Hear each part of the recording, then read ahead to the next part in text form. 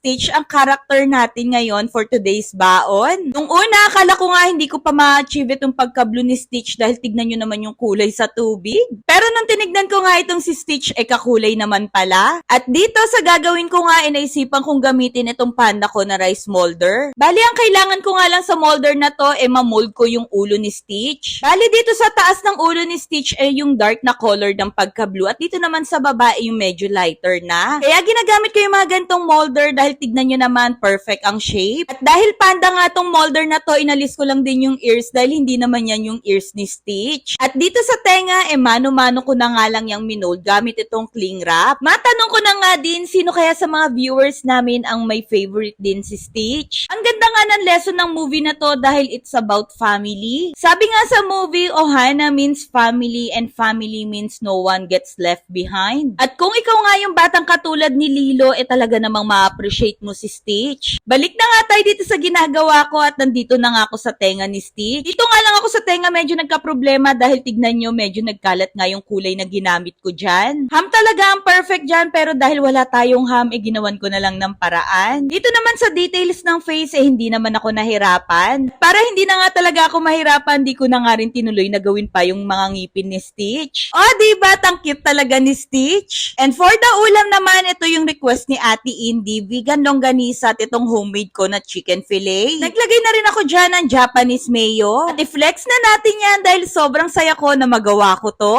And for the snack naman ni Ate Indy, si Stitch pa rin ang bida. Bali, nagpalaman na nga ako dito sa tinapay at ang napili nga ni Ate Indy, itong paborito niyang cheese whiz. At sa sandwich na to ni Ate Indy, gagamit tayo dito ng sandwich cutter at si Stitch pa rin ang itsura. Dahil favorite character ko nga itong si Stitch, talaga namang kinikilig na ako. Alam ko na nga ngayon yung feeling na pag yung anak mo nag-request sa'yo ng favorite niya na character. At dito, para mapalabas talaga natin yung itsura ni Stitch, gumamit na nga ako dito ng edible pen. At ang perfect nga netong nagawa ko dahil kuhang-kuha talaga yung